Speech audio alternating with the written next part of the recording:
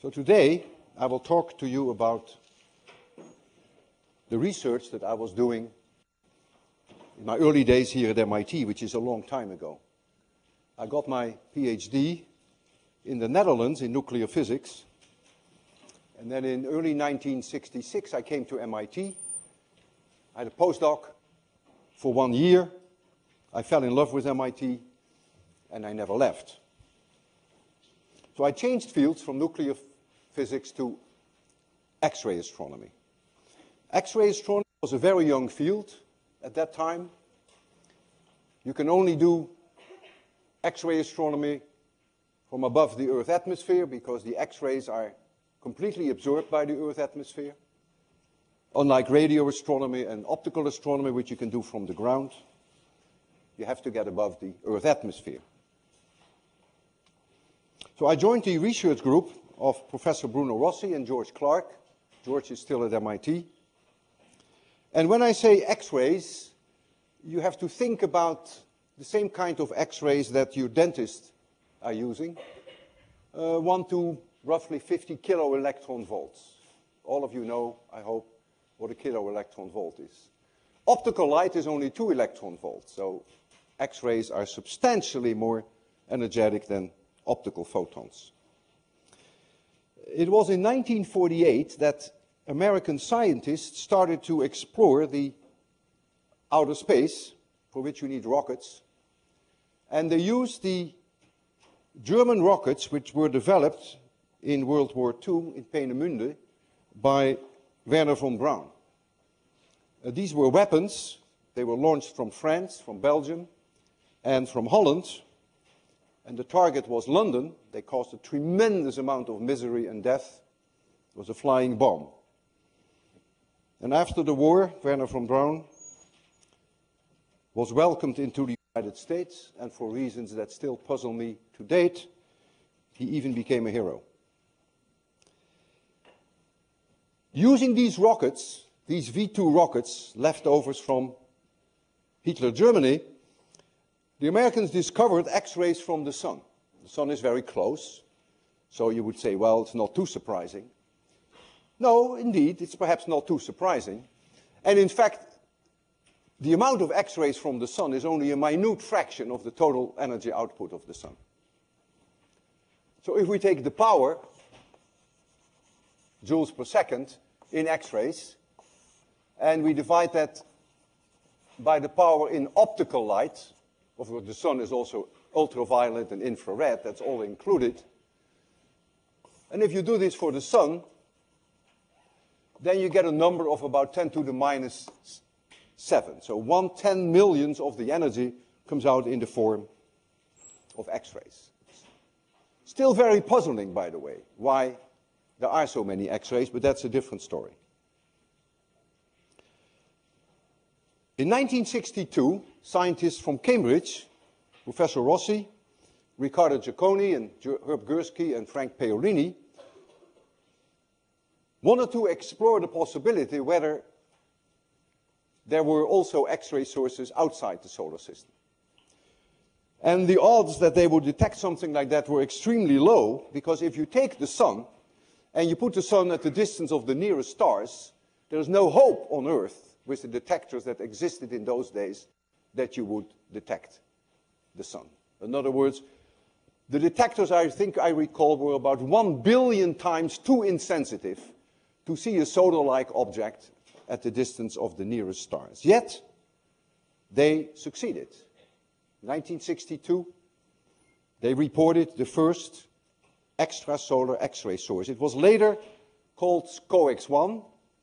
SCO stands for the constellation, X for the fact that it was an X-ray source, and 1 because it was the first source in the constellation of Scorpius. And we now know, took several more years, that the optical counterpart of this bizarre object is a very faint blue star, about a distance of about 1,000 light years.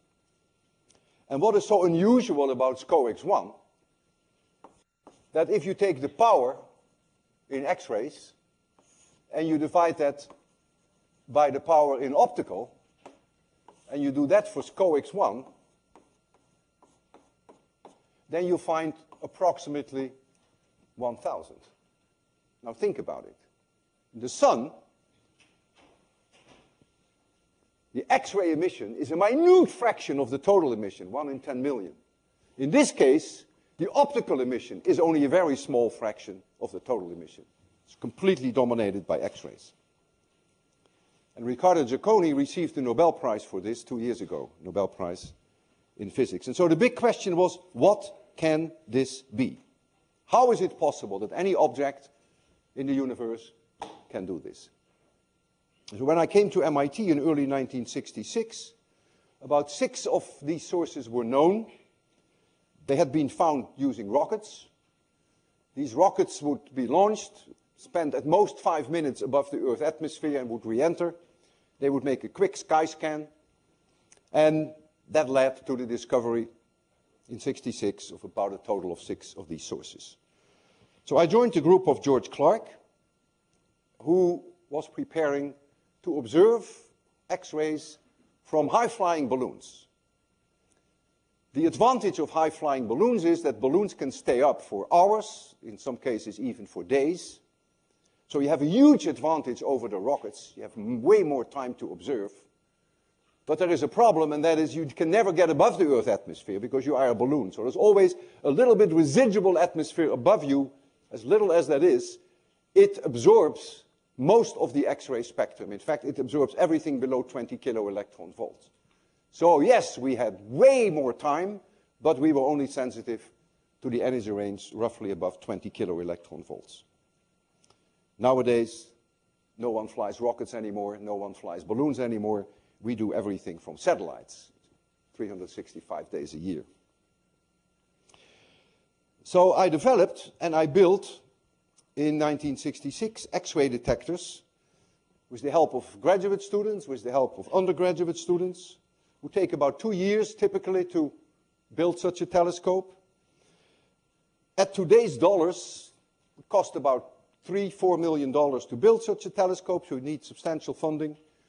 And the weight of the telescope would be 1,000, 2,000 kilograms. The balloon that we needed, you will see a picture of it, with today's dollars would be about $300,000. And the helium that is needed to inflate the balloon, to inflate only a small portion of the balloon, something like $150,000. So this was not really a cheap endeavor. The diameter of these balloons, when they're fully inflated, is 500 feet. They're made of polyethylene, and they are extremely thin, because you need low-weight balloon, otherwise you can't get very high. In fact, the skin is thinner than cigarette paper, 15 microns thin. You can look straight through it. It's a very risky business. You pay a lot of money. There's no guarantee that it will work. You try your luck. If it doesn't work, tough luck, you get no money back. They can easily get damaged because they are so thin. There's a good probability that you damage the balloon right at the launch, and you will see why. It's very difficult to launch these balloons. But even if the launch is successful, when the balloons go up, they go through the tropopause, which is near 70,000 to 100,000 feet, where the temperature is very low, minus 70 degrees centigrade. And there are jet winds. So the low temperature makes the polyethylene brittle, and then the jet winds just break the balloon. And when that happens, we do have a parachute. You will see the parachute that is supposed to bring the payload back, but when that balloon bursts in general, it interferes with the parachute, and the whole thing comes down. You have a free fall, and you lose your payload. And with that, with such a balloon burst, often the PhD thesis also pops, because there are always PhD students involved in these experiments. So it's very dramatic if a student has worked 2 years on these payloads and then there is a free fall and you destroy the payload. And it has happened, believe me. So what I want to show you now is a series of slides that give you an idea of what a balloon launch is like. So if we can make it very dark for this, and we shall turn this off, then you will see here, first slide, These were two undergraduates of mine, Pat Downey and Jim Ballantyne. They were working on the electronics. Astrophysics is a very romantic field. They fell in love with each other, they married, they have kids. They're still in touch with me. And Jim got his PhD with me. He stayed with me as a graduate student. And here you see the plans in Texas where these huge balloons were built. This hall is 1,000 feet long. The balloons are put together in a way like a tangerine is put together, with gores. They are sealed, heat sealing. And that work was only done by women. It has nothing to do with sex discrimination of any kind, but it just turns out that women are more accurate workers when it comes to this than men. They make fewer mistakes. That was the only reason. You can imagine just a small mistake, and you can have a leak in the balloon, and that's the end of it. So we lay these balloons out on an area in general close to an airport. You put cloth on the ground because the balloon is so thin that if the balloon touches the grass, that would definitely rip. And the balloon is packed in some plastic. You see that. That is the pink sheet that you see that the balloon is inside. There are hundreds and hundreds of layers of balloon inside there. And it's taken out of the box very slowly. People inspect it because there's always possibility that there's some damage during transport. And here, I take you now to a desert town in Australia, the heart of Australia, Alice Springs, where you see already the first layout of the balloon. Here is the launch truck. The payload is there, and the balloon is also there. You see the parachute shortly. And all of this is empty balloon, and it's only this top part that is going to be inflated. We launch these balloons typically early morning when the wind is very low. We also need a very consistent wind. You will see shortly why. The direction of the wind should not change by more than 10 or 20 degrees. If it does, you lose the balloon. We need the wind to push the balloon towards the launch truck.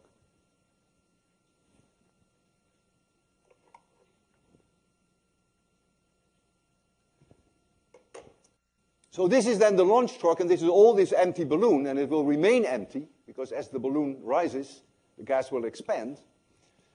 And so it is only this part here that will be inflated with helium. You see one inflation tube here. And so that part wants to go up, and so you have to hold it down, of course. And you do that with a very heavy weight, tons of concrete, and there is this roller arm that holds the balloon down. And then when the balloon is being launched, we flip this arm up. We do that on radio command, and then the whole thing goes up. So this is a very critical part in the launch. As I said earlier, you want your payload back. The balloons are not allowed to fly over certain areas where there is heavy plane traffic, even though the balloons fly way above the planes. We fly them at 140,000 feet. And airplanes fly only at 30,000 feet, but you're not allowed to fly over those lanes. So when you get close to that, you're forced to terminate the flight, and you do that on radio command. And there are squibs here that break those cables, and then the parachute comes down. And the balloon is so brittle because it's cold there that the balloon shatters in pieces and comes down all by itself. And we often, or not often, we always find the balloon.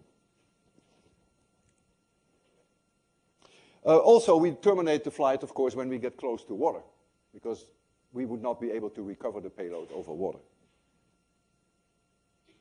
So here you see the beginning. We're back in Alice Springs. You see the beginning of the inflation. So here's this roller arm here, and this part is going to be inflated. Helium truck there. We have to truck the helium in from the United States. Very time-consuming, very expensive too. It was done by the Air Force for me. They paid for that, which was very nice. And here you see typical situation. We fly these early morning when the wind is very calm and very steady, which, by the way, happens only maybe a few days per month. You can't fly every day. So you sometimes wait for a long time for the right conditions. And so you see here the inflation going on. And then the sun is just about to come up. You see the gore lines here. I mentioned to you that these balloons are put together like a tangerine. done by the women who seal them with filament tape to give them strength. And you see those gore lines here very clearly. And now the bubble is up.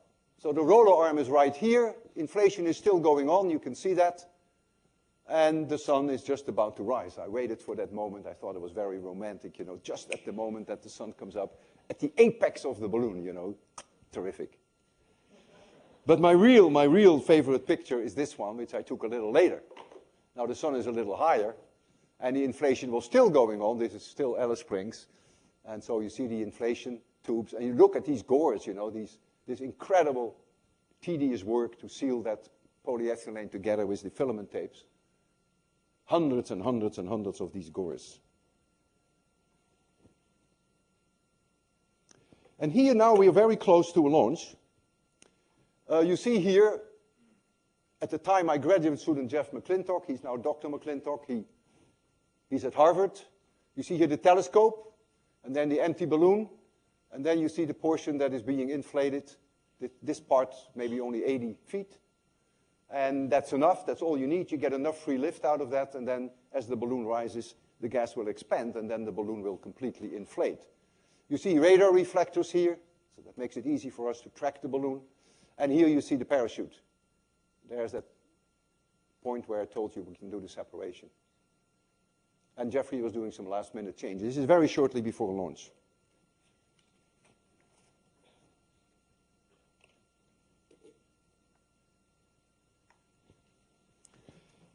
And here it goes.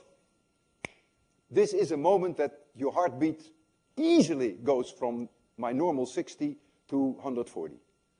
This is a moment that if things can go wrong, this is the moment they go wrong. This very thin material is all of a sudden released. The helium wants to go up, and it bounces back against the top of the balloon. You get a mushroom effect. You see that. This is the only helium there is. There's no helium here. And then this whole thing goes up. The launch truck, the engine is already running. You can see the exhaust. The launch truck has to wait for the balloon to be entirely off the ground. And then the trick is that the launch truck has to maneuver itself to get straight under the balloon. And you will see why that is necessary. And the wind is blowing the bubble towards the launch truck. And if the direction of the wind changed during the past few hours of layout, then we lose the balloon. Then we cannot, because the launch truck cannot meet the location of the balloon at the right moment in time, and then the balloon is ahead, and then we abort the flight. And you lose all your money, but you don't lose your payload, of course. You will still hold the payload on the launch truck. And so here you see a close-up of that bubble. It makes a tremendous amount of noise. It's like a storm. Really, it feels like a storm. You can see, this material, 15 microns thin. This beating of this material is amazing that some of them actually survive. And so now it's picking up. So the truck is still waiting. Some of that pink material, the cover is falling off. You see that here? And it's higher. You see the helium. This is only helium here. The rest is all empty. The balloon is now almost off the ground. But I was too close in this case to take more pictures. So now I will move back to the United States, where we used to make these launches from Texas. Palestine, Texas is where the balloon launching station was. So I will continue the launch from a different site, also a slightly smaller balloon, but it's the same idea. So you see the balloon is rising, and the launch truck is now definitely moving, trying to maneuver itself straight under the balloon. And the balloon now, you see now the truck managed to get straight under the balloon. If the balloon gets ahead of the truck, and if now you commit yourself to a flight, that means the payload is attached to the truck. And with radio command, we can snap some wires, and then the payload is released. If the balloon is ahead of the truck, you pendulum into the ground, and you lose your payload. If somehow the person on the launch truck commits too early, when the balloon is still behind, then, of course, the pendulum pushes the payload into the truck, and that can also destroy the payload. So it's very critical. This moment is extremely critical. The balloon has to be straight overhead within a few degrees. And then the person who is responsible for this launch must also make sure that there is enough tension in the line so that the payload will actually go up rather than go down and plunge to the ground. In other words, have we perhaps lost helium? And all those decisions have to be made in a matter of seconds. And then when the commitment is made to the launch, then the balloon goes up. And you see that here. Payload has been released from the truck, and this balloon is now going up, typically about 1,000 feet per minute. It takes about 2.5 hours to go to an altitude of about 140,000 feet. And then it sometimes happens that the balloon fails. This was a beauty, actually. This was a flight from Texas. You see the telescope, and you see the parachute. All that balloon is empty, and all of that will fill up, as you will see shortly, will all fill with helium as the balloon rises. But then occasionally you see this, and you know that things went wrong. Some hole was torn in the balloon during the launch, and that's then the end of it. In this case, we did not terminate the balloon on the flight on radio command, so we did not separate here because we were so close to the ground that that would have destroyed the telescope. Parachute would not have opened. We just let the whole thing come down all by itself. So the balloon, in a way, acted like a parachute. It just came down very slowly and very softly, and there was no damage on the payload at all. So we could fly it again a few days later. And here you see the balloon at an altitude of 150,000 feet. This is the largest balloon that was ever flown. Successfully, I should say. I bought this balloon. It was a 52 million cubic feet balloon. I pay a lot of money for that. Today's money would be easily $250,000. And a larger was flown later, but not successfully. It was not my own, by the way. So this is the largest ever flown. It's at an altitude of 150,000 feet. And you see straight through the material. It's that thin. It's 15 microns. And you see the payloads here even. This is the parachute. And this from here to here is almost 500 feet.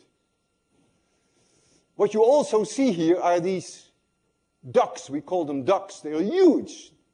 They're about the size of this lecture hall. They are connected to the balloon up here, like the veins going into your heart. And then they go to the bottom of the balloon and they're just openly connected to the atmosphere.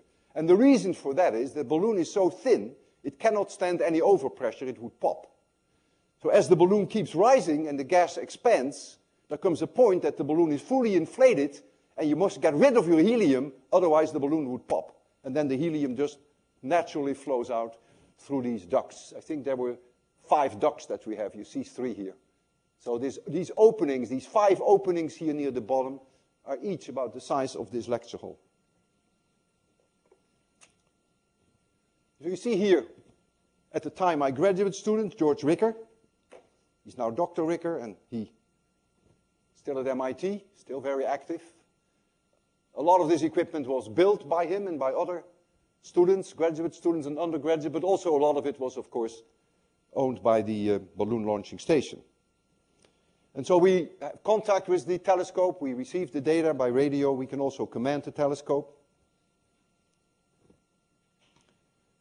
And you see me here sitting on the chase plane. We use a small plane, and we follow the balloon at force of very modest altitudes. In the United States, you hop from airport to airport. You stay as close to the balloon as you possibly can, and then you terminate it when you have to for reasons that I mentioned. Either you get over air traffic, or you get close to water. In Australia, that is way harder, because in Australia you don't have many airports in the desert. You only have some airstrips. It's very, very difficult in Australia to follow the balloon. But we try, and we hop from little airstrip to little airstrip.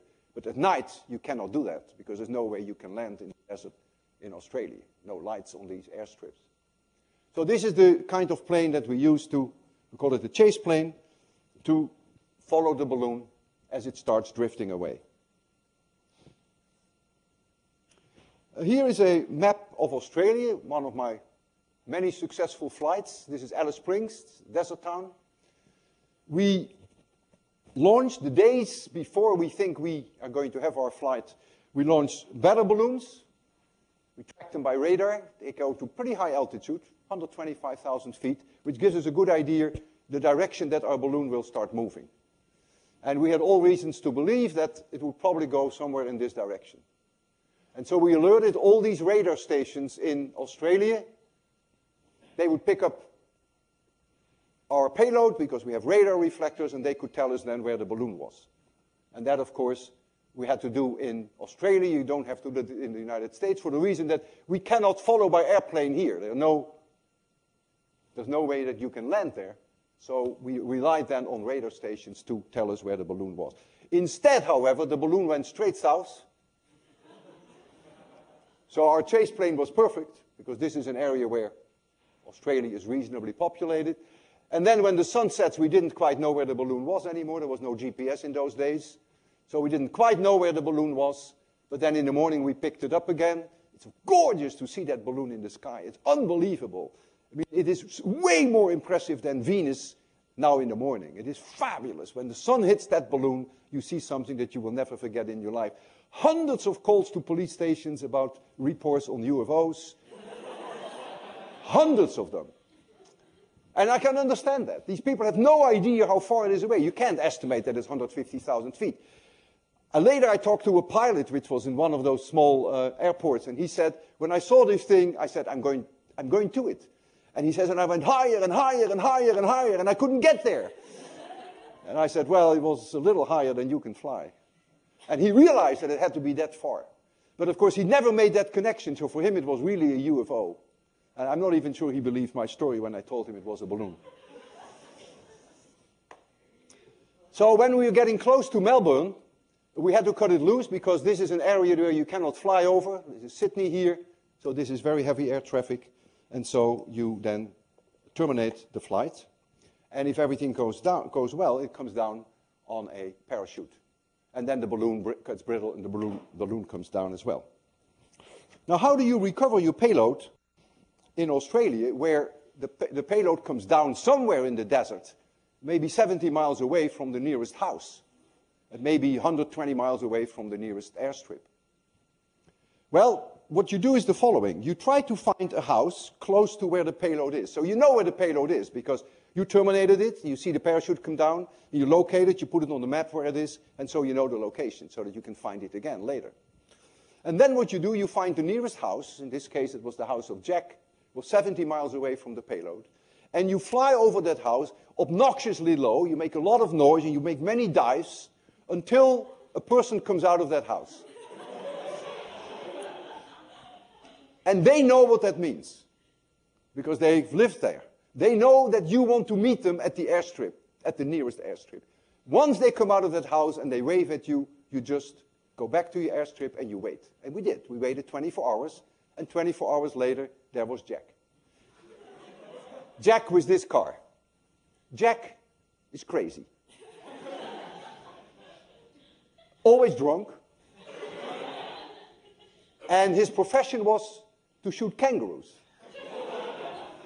There is no windshield in this car, and this is a piece of wood, and he would drive 60 miles per hour on the desert floor, and would have his gun on that piece of wood, and he would shoot that way kangaroos. We are in contact with the plane. The plane talks us to the payload, so we are in contact here with this telephone. Jack had a dog. And he said, I'll show you something. This is a very special dog. And he put the dog on the roof. He started driving 60 miles per hour, and he would slam the brakes. And the dog would catapult through the air. And I felt sick in the stomach. And then he would say, you can't teach an old dog any new tricks. He must have done it many times with this dog. He was crazy, and I think also a little cruel. But we got to the payload. In other words, through the telephone, with the airplane overhead, he managed to get us there. And here you see, oh, there's a kangaroo, yeah.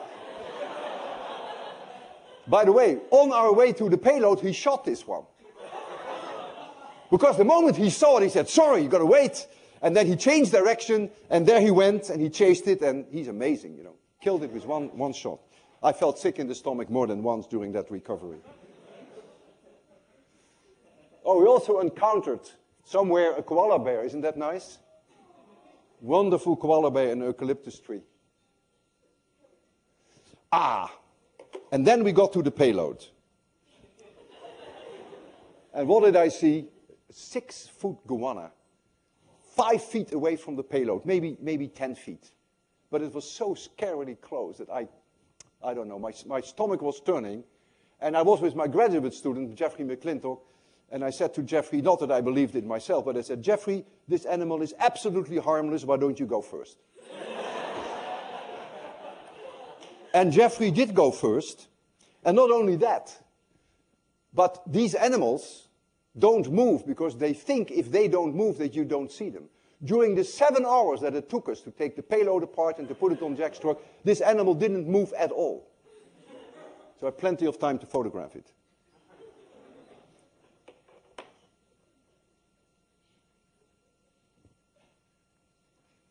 And here you see the payload. This was Jack's wife, and this person here came with me from the United States. He was from the Palestine balloon launching station, very competent electronic technician. You may think that the payload is heavily damaged, but that's not really true. We protect it with a crash pad, and so when it hits the ground, it may tumble over, but the crash pad in general absorbs most of the shocks. So there was absolutely no serious damage in this case. And then you go back to Alice Springs. You must understand that Alice Springs is a hole in the ground. Nothing happens there ever. And so there's a big article in the newspaper. It says, perfect balloon launch. And it says, balloon professor back in town. They called me the balloon professor. I gave talks for high schools and for the Lion Club. You're a local celebrity. And then when you read this article, your stomach turns. These people had this reporter had no idea. I explained to him the whole idea about the absorption of the Earth's atmosphere. So we had to get very close to the top of the atmosphere. And all he could think of in his article was the reason why we fly balloons, because that makes the distance between us and the stars a little smaller.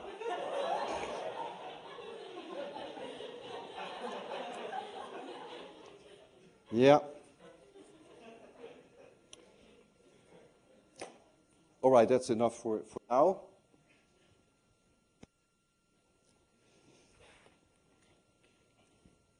I had about 20 successful flights in the period 1966 to 1980, and at 1980 I stopped flying balloons because then the satellites were completely taking over. I had flights from the United States, from Canada, and many from Australia. Australia has the advantage that you can see the southern hemisphere, which is a totally different part of the sky from the United States.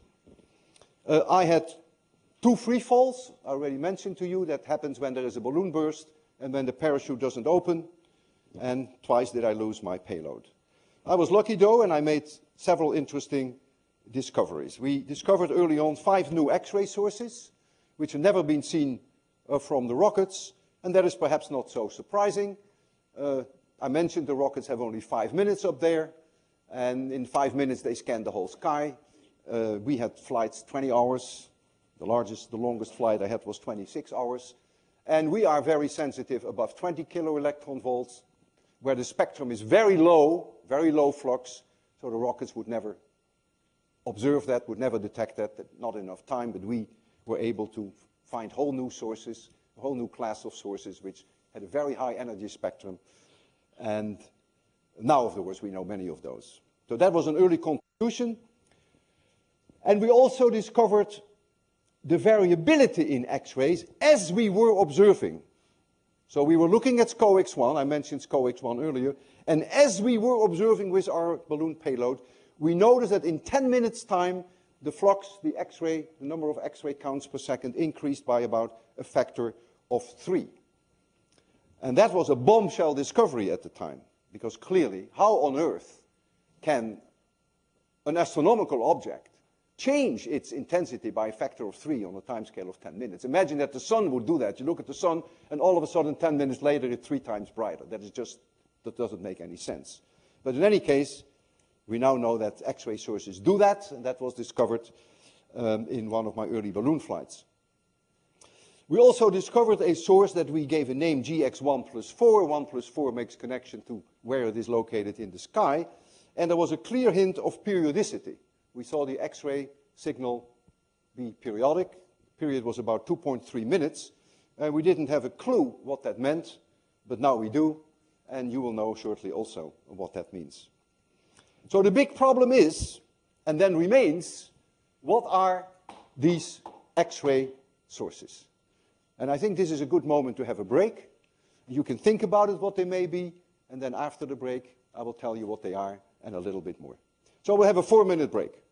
So enjoy yourself, walk around, and stretch your legs.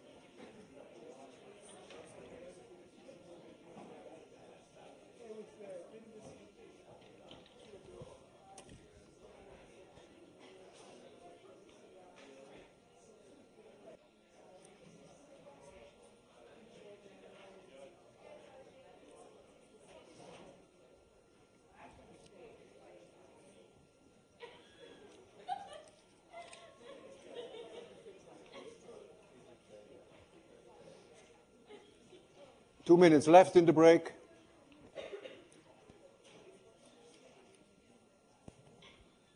Is this going to bother you?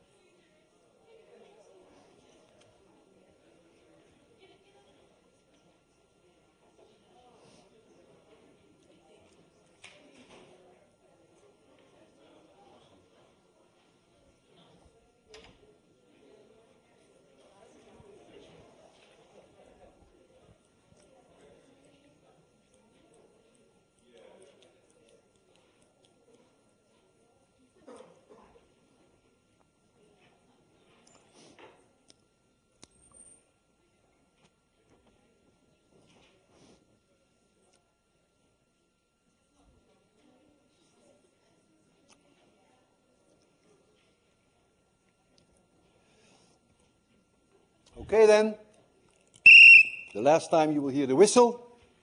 What are these sources? These are binary systems. Here is a star, which is normal star burning nuclear fuel, and it is in orbit with another star, which is either a neutron star or which is a black hole, and it's a binary system. They go around each other like this. And there is somewhere a point between these two stars where the gravitational pull in one direction is the same as the gravitational pull in the other direction. We call that the inner Lagrangian point. There is also such a point between the Earth and the Moon. It's very close to the Moon, but there is such a point. And if that point is inside that star, so when the gravitational pull in this direction is the same as the gravitational pull in the direction of the neutron star, if it's inside that star, then the matter will flow towards the neutron star, because that's energetically more favorable. And so, since the whole thing is rotating, it cannot radially do that, and so it spirals in through an accretion disk, and then it ultimately ends up on the neutron star. This star is called the donor. The name speaks for itself. This disk is called then the accretion disk. And this object is called the accretor. Now let us assume that this is a neutron star. It can be a black hole, but let's assume it's a neutron star, and that this is the neutron star. And the neutron star has a mass m and has a radius r. And I take a little bit of matter, just a test particle, from a large distance, a little test particle, and I dump that onto the neutron star, and I want to know what is the speed with which it reaches the surface of the neutron star. All of you should be able to do that in 30 seconds. Well, not all of you, but most of you. Right, Emma? All of you who've had 801 can obviously do this. It is a matter of conversion of gravitational potential energy to kinetic energy. And so, I can write that down blindly, even if you wake me up 3 o'clock at night. 1/2 mv squared, m being this mass, v being the speed as it hits the neutron star, is then mg divided by r. Not r squared, but r. That's the gravitational potential energy converted to kinetic energy. And the little mass never enters into the equation.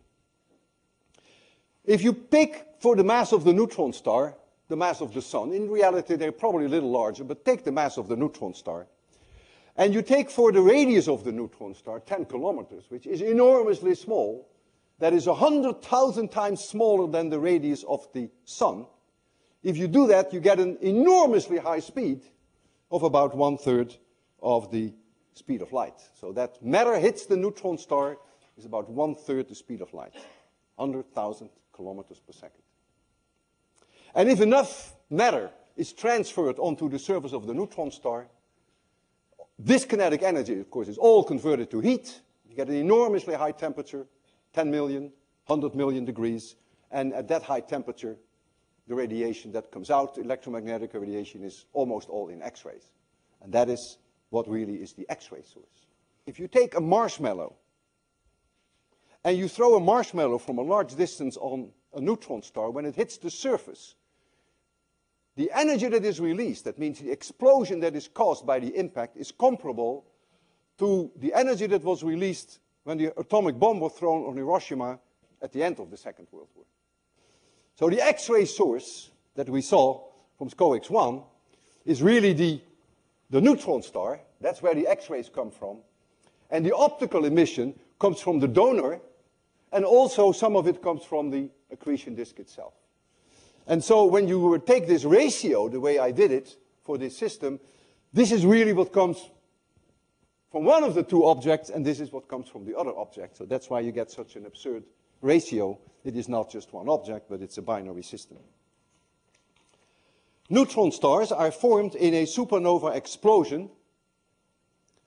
When a star burns its nuclear fuel, like our sun, then there is a heat source, which is the nuclear furnace inside, burning hydrogen and burning helium, nuclear fusion. So you have heat production here. And that obviously will make the star go bigger, expands the star, the heat source. And then there is, of course, gravity, which holds the star together. And there's always that equilibrium between gravity and the pressure due to the heat that determines then the final size of the star. There's an equilibrium situation. But when all the nuclear fuel has been exhausted, there comes a time that the nuclear fuel is just gone, then you get an implosion because gravity takes over. So the red goes away, but the green always is there. Gravity is very patient, and ultimately gravity takes its chance, and it pulls the whole thing together, and that's a supernova explosion. We have about one of those every 100 years in our own galaxy. They are extremely rare. Our sun will actually not undergo a supernova explosion, so our sun will not become a neutron star. Stars have to be at least 10 times the mass of the sun, 10 to 20 times the mass of the sun, for a neutron star to be formed, or a black hole for that matter. But our sun will also die at some point when the nuclear fuel has been used up. That's going to happen about 5 billion years from now. So you don't have to worry yet. 5 billion years, the sun will become a white dwarf. It will become the size of the Earth, very small. And before that, it will actually first become very large, and it will swallow up the Earth. It will swallow up Venus and all kinds of misery, so you don't have to worry about that either. When a neutron star is formed, the magnetic field of the star before it became a neutron star may have been very modest, but in the formation of the neutron star, that magnetic field goes up staggeringly. And that has to do with 802. If you make a very naive calculation, you get the right answer, maybe for the wrong reasons. And the very naive calculation is then the following. If you have a star which has a magnetic dipole field, and you shrink the star, say, by a factor of 1,000,000 in terms of radius, then the surface area goes down by a factor 10 to the 12th. But the magnetic dipole field doesn't change. And so at the surface of that new star, you get a magnetic dipole field which is about 12 orders of magnitude higher than what you had originally when the star was this big. So that very naive back-on-the-envelope calculation tells you then that the magnetic field would increase by a factor 10 to the 12th, by 12 orders of magnitude. So you have strong magnetic fields. That's 802. And then we have 801, which says, yeah, but you cannot shrink a star without spinning it up. There is this idea of conservation of angular momentum. I omega is conserved, I being the moment of inertia. And so if you make the radius of a star 100,000 times smaller, then the moment of inertia, which goes always with r squared, right? I hope you remember that. Yeah, you do? Okay. 100,000 times smaller radius means that the moment of inertia goes down by a factor 10 to the 10. And that means that omega goes up by 10 to the 10 because I omega remains constant. So the star spins up by a factor 10 billion. So we have a strong magnetic field. The neutron star is spinning like crazy. And then there is something else. And that is if you have here that neutron star, and here you have this magnetic field, this magnetic dipole field, which is enormously strong, then there is matter that comes from the side, from the accretor, and that wants to fall onto this neutron star. That matter is highly ionized because it's hot. But ionized matter cannot just go through like this, because there's 802. And 802 says that the force on a charged particle, Q, is Q times V cross B. This is the famous Lorentz force. And so you cannot cross these field lines. It is a cross product between the velocity and B. And so there is a problem. And what happens now, the same thing happens, by the way, with the Earth's magnetosphere, that as the matter gets close enough to this neutron star, it begins to spiral around the field lines that it can do, and then it ends up on the magnetic poles. And so most of the matter then ends up here and ends up there. And so you get onto the neutron star two hotspots. They may be no larger than maybe a few kilometers in size, not even that. They may be as small as a soccer field. So that means you have two hotspots. Now imagine that I'm a neutron star and that here is one hotspot and there is another hotspot. So these are my magnetic poles, but this happens to be my axis of rotation. So we rotate like this, and you will see a strong X-ray signal. Now you see less, and now you see another strong X-ray signal. And now you see another strong X-ray signal. So now you will see pulsations. So now you expect that the X-ray intensity varies because you are looking at these hotspots, these magnetic poles. And then there is, of course, the possibility in these binary systems, as seen from the Earth, it may be that when they go around each other, that the neutron star hides behind the donor star. And when that happens, the X-rays from the neutron star are completely absorbed because the donor star absorbs the X-rays. So then you don't see X-rays. That's called an X-ray eclipse. And all of that has been observed, and I will show you the evidence for that so that you can fully appreciate what's going on here. So let me then go back to the slides, make it dark, and I'll show you the idea of a binary system. So this is, of course, just an artist conception. You see on the left side the donor, And then you see here the location of the neutron star, or in some cases a black hole. And then the inner Lagrangian point is apparently inside this star, and so the matter will flow, makes an accretion disk, and gradually finds its way, and then the energy is released the way that we discussed. Gravitational potential energy is converted to kinetic energy. This data is from one of the early X-ray satellites called Uhuru. Data from 1971. Horizontally is time. This is 1¼ seconds, so that gives you an idea of the time scale. And this is the X-ray intensity, how many X-rays per unit time were observed.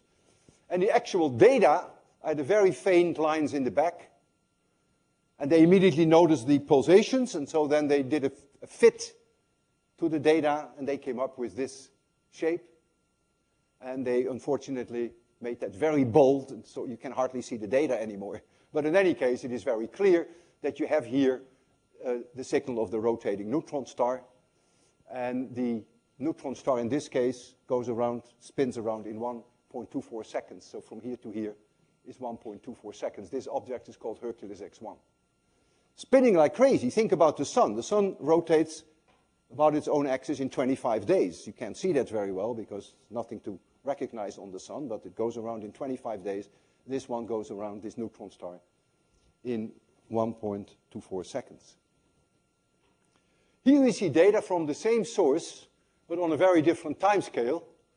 From here to here is 1.7 days. And I show you this so that you can see the eclipses that I mentioned, the X-ray eclipses. It's a very different time scale. You can't see the pulsations anymore. And so you see that every 1.7 days, the neutron star hides behind the donor and is invisible until it emerges again on the other side, and then the X-rays come back up again. And this is another set of data. So this is many, many days of data. And so there you see the overpowering evidence for these objects being binary systems, the eclipses, you see the pulsations, and what more do you want? I am no longer flying balloons these days. Clearly, satellites have taken over. I've flown, made guest observing every conceivable X-ray observatory that you can think of. Exosat was a European satellite, Rosat, Japanese satellites, Hakucho, Ginga, Tenma was also a Japanese satellite, Rossi X-ray Timing Explorer, which is still up and running, Chandra, it's a big thing in town nowadays. I make observations with Chandra. Newton, XMM Newton, very important observatory, also in orbit, European observatory. So I've been doing satellite work for most of my time here at MIT. And in the period 1975 to 79, we at MIT had our own small little X-ray observatory. It was called SAS-3, Small Astronomical Satellite number 3. And we were running it from my building, the Center for Space Research. George Clark was the principal investigator. 24 hours a day, data come in, 365 days a year. Compare that with a 5-minute rocket flight and with a 20-hour balloon flight. It was at that time that an astronomical satellite, which was, I think it was a Dutch satellite, it was called the Astronomical Netherlands Satellite. It was a collaboration with the United States that they discovered a phenomenon which we now call X-ray bursts. The persons who discovered it was Josh Grindley, who was at Harvard, and John Heise at that time was in Utrecht, the Netherlands. What they noticed is that when they look at some of these X-ray sources, one in particular, they all of a sudden, in a matter of a few seconds, see the X-ray intensity go up by a factor of 10 or 20. It's very bright, and then a few minutes later, it's back to normal. And that's referred to nowadays as X-ray bursts. And with SAS-3, with our spacecraft, we were ideally suited to search for these X-ray bursts, even much more so than the Netherlands satellites. Our system was perfect. We never thought of that when we designed it, but it just turned out to be perfect. And in the first 2 years, we discovered 8 new burst sources. And it is largely due to those observations and also due to the theoretical work by Professor Paul Joss, who is still at MIT, that we now know what causes these crazy X-ray bursts.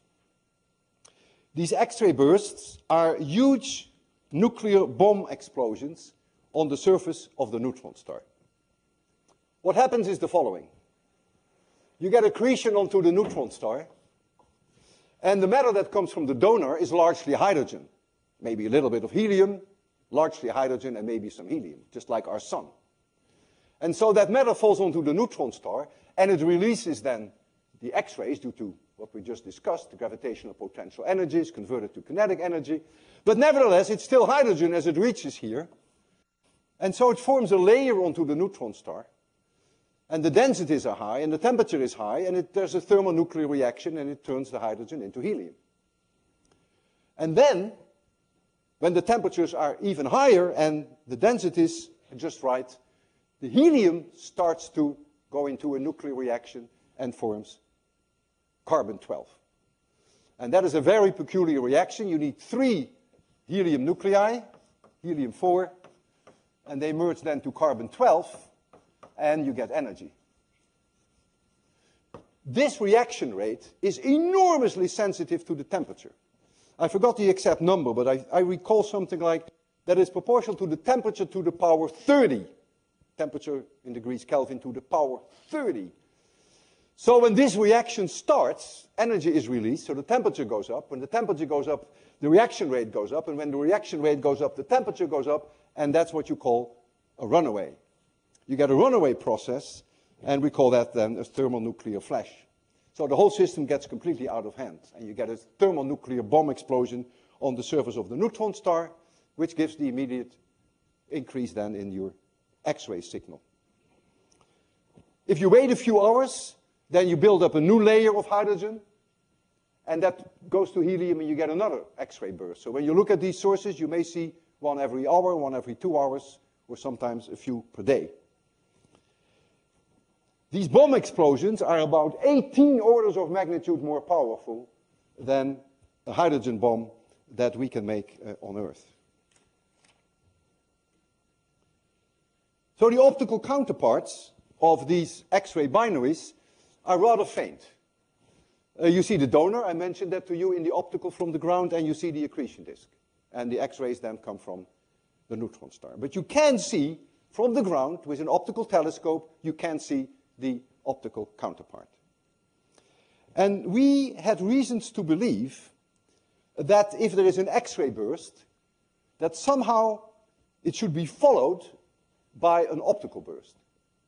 And I can explain that to you best by showing you a transparency. When the X-ray burst occurs, the X-rays go off in all directions. So here you see the neutron star, and you see there the accretion disk. And when the X-ray bomb takes place, you see the direction to the Earth. This is the direction to Earth. That's where you happen to be. And so you see the immediate increase in X-rays, but the X-rays also go in this direction. And then they hit the accretion disk. And they get absorbed by the accretion disk.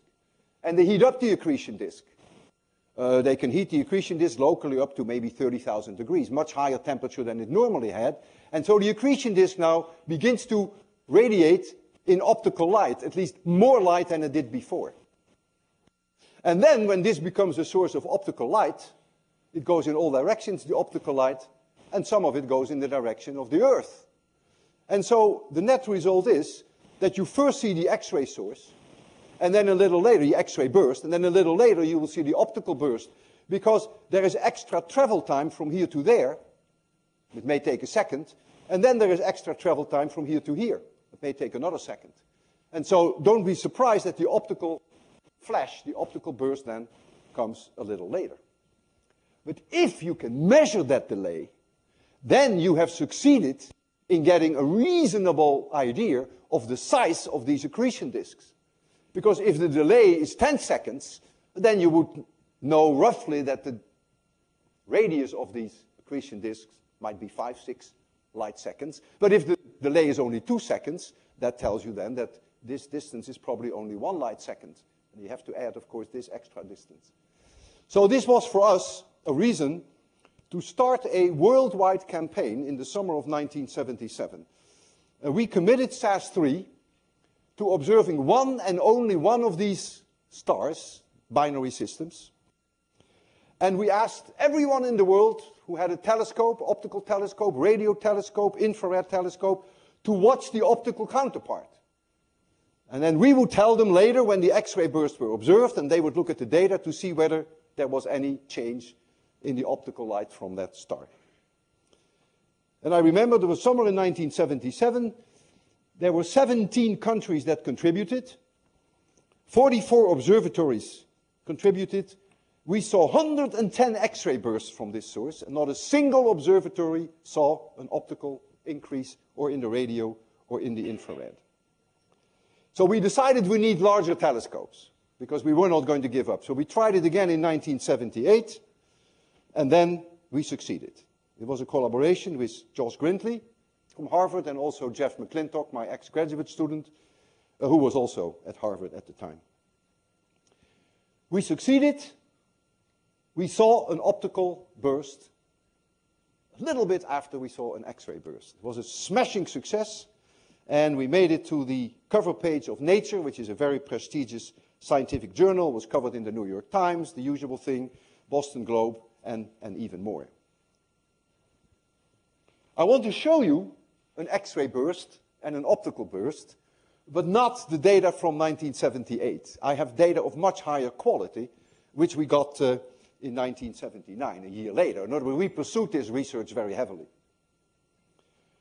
We worked with Holger Pedersen, who was in Chile, the European Southern Observatory, and with my collaborator Jan van Paradise. We often went there, and we made the optical observations. By that time, SAS3 was no longer functioning, so we had the Japanese satellite Hakuchou looking at the particular object that we were interested in. And I want to show you first the X-ray burst that was observed by Hakuchou. Here is the X-ray burst. You see the time scale.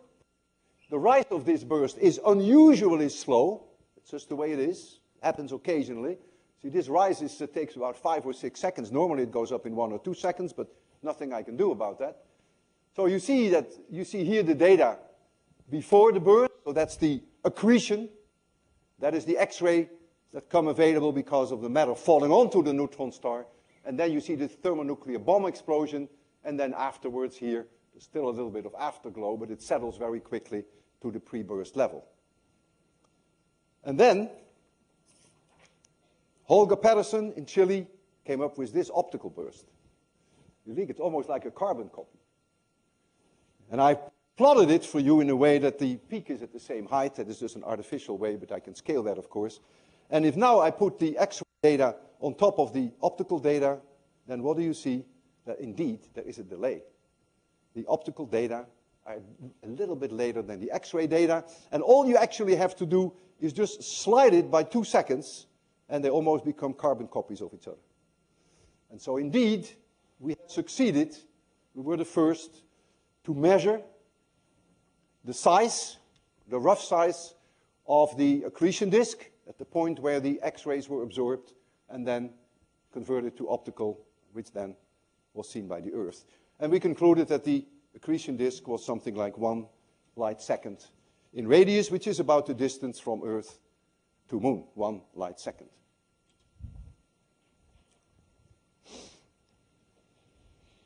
Is there a Professor Lewin anywhere? Oh my goodness, I recognize you. What are you coming here for? Well, we came to visit. Not without. I'm getting flowers? Yes, of course. Oh my goodness, what have I done to deserve them? I don't know. Has he done anything good recently, guys?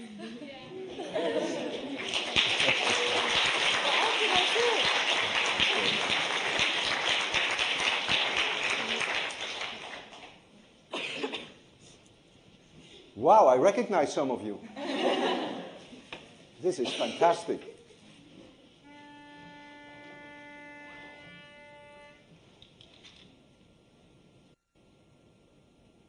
Last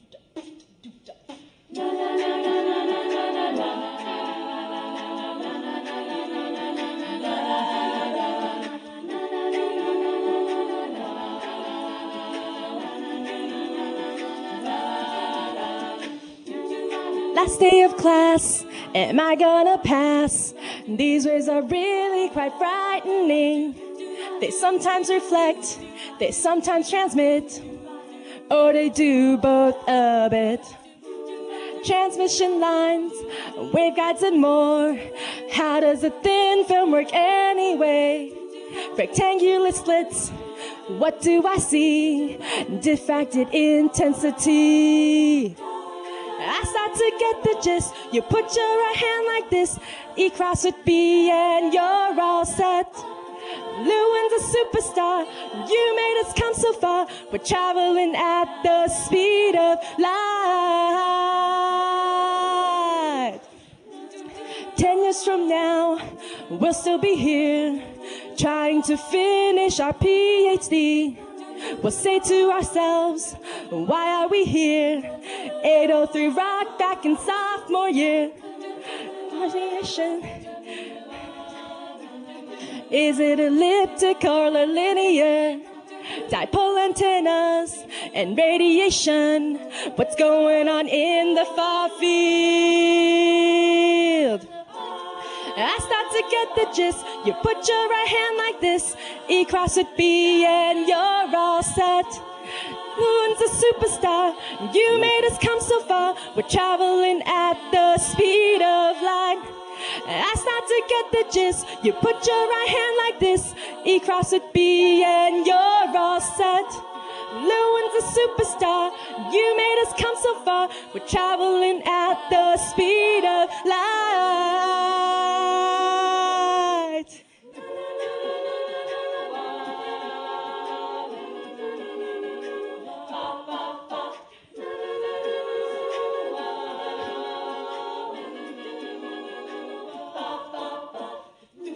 Sorry, girl, but you just failed on that test. Your ass got nailed. But Walter Lewin is there. He'll work with you because he cares. Now you're dominating class. 5th week flat can kiss my ass. Waves in media, no prob. Now I'll definitely get that job. Last day of class, am I gonna pass? These waves are really quite frightening. We are in love, haven't you heard? Walter Lewin rocks my world. I start to get the gist. You put your right hand like this, E cross with B and you're all set. Lewin's a superstar, you made us come so far. We're traveling at the speed of light. I start to get the gist. You put your right hand like this, E cross with B and you're all set. Lewin's a superstar, you made us come so far. We're traveling at the speed of light. Thank you very much. Thank you so much.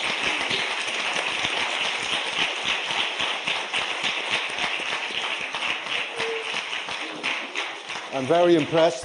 Thank you very much. And I gather that the text, which I couldn't always follow, was very much connected to my X-ray binaries. So in that sense, I appreciate it double. Thank you very much. And let me thank you, because I recall you from, you were in my class last year, right?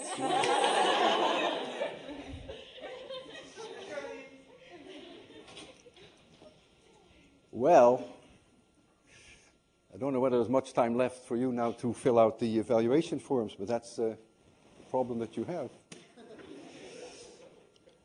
The orbital motion of neutron stars and the donor stars give rise to Doppler shifts, which is something that we covered in 803. So you have a rotating neutron star, which is pulsations. It's a clock. In the case of Hercules X1, 1.24 seconds. And when that clock moves to you, the period is smaller, blue shift. And when it moves away from you, the period is longer, redshift. And you can measure that. You can actually see as the neutron star goes around, and if it comes towards the Earth, that you see a different period than when it goes away from you. And then, of course, you have the donor itself. The donor has an optical spectrum, and you see absorption lines in the spectrum, which come from the atmosphere of the donor. And then you see the shift of the absorption lines, the donor. And you worked on a particular case of Cygnus X1. You perhaps remember that, your problem set, whereby we used the Doppler shift of the donor to calculate the mass of the accretor. And that turned out to be a black hole. That was the first X-ray binary that was discovered in 1972 by Murden, Webster, and by Bolton. A 5.6-day orbital period. And they derived from the Doppler shift that the black hole was something like 15 solar masses. So this has led to a whole new industry of mass determinations of neutron stars and black holes. And then there is Fourier analysis, which we covered very heavily, or at least sufficiently, I hope, in 803, which plays a central role in uncovering these periods. Radio people, X-ray people, optical people, they all Fourier analyze their data. The fastest rotating neutron star, that is a single radio pulsar. It's not in a binary system. It has a period of 1.5 milliseconds. Imagine, it goes around more than 650 times per second.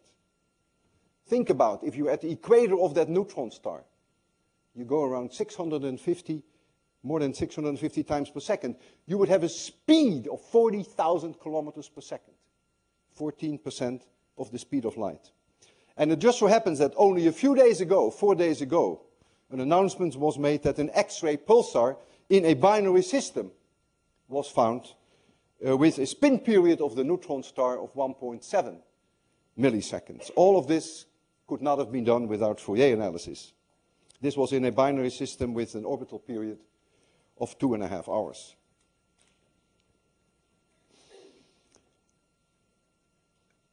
We've now come to the end of 803. Needless to say that it has swallowed me up completely. I lost 10 pounds. And it has also taken a lot out of Marcos, whose dedication was fabulous.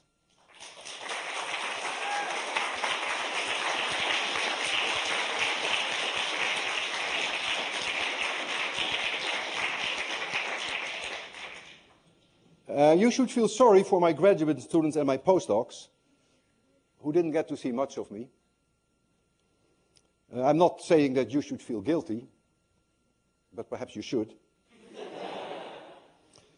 You were on my mind all the time, and not only at MIT, but also at home, in the living room, in the kitchen, in the shower, and even in my dreams.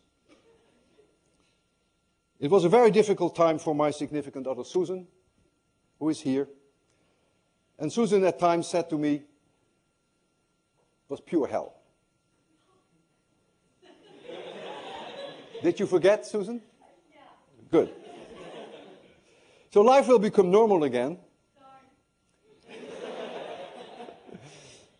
But I think I will miss you. And of course I make myself no illusions. You will quickly forget most of what we covered in 803. Maxwell's equations, Fresnel equations, Rayleigh scattering, the Lamar equation, and even the resonance frequencies of sound in a closed box. All of that will fade away in a matter of months. I just hope for you that it doesn't fade away before next week. But surely from now on, when you will see a rainbow, you will check that the red is outside. You will look for the primary. You will look for the secondary. You will look for the bright light inside the primary. You can't help it. It's a disease. It is a disease that no one can cure anymore. It will be with you for the rest of your life, and I take full responsibility for it. You cannot resist when you see a rainbow to make those checks, even if you try. I will be very proud of you when you use your personal polarizers, which I'm sure you will all carry with you, because you have one now, to check that the bow indeed is polarized. And occasionally, don't forget the blue sky, 90 degrees away from the sun, is also 100% polarized. And those who do not have your knowledge will enjoy the rainbows, of course. They will see the pretty colors. But you will now see so much more than just the pretty colors. It's like with art. Knowledge only adds. Knowledge never subtracts. And if that is all you will ever remember of 803, I will have achieved something that has enriched your life, and you will remember me. And I hope those memories will be happy ones. I have immensely enjoyed this term. And thank you for being such great students. And thank you for coming to my lectures, even when we had no mini quizzes like today. Thank you.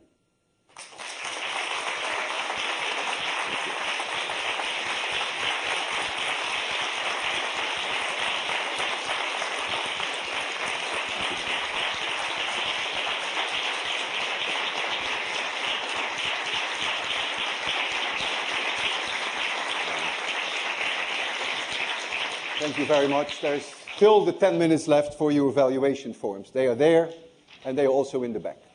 And we will collect them, and Maria will come and pick them up.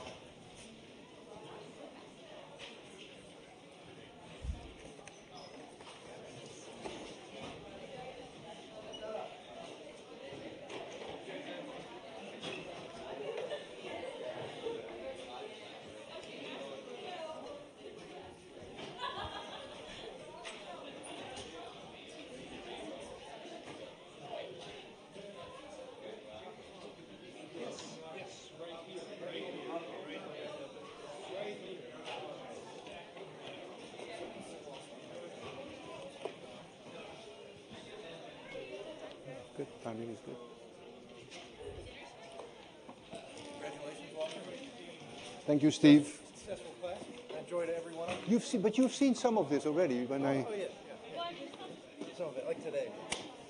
But, yeah, I've been at all your classes the whole time. Learned a lot.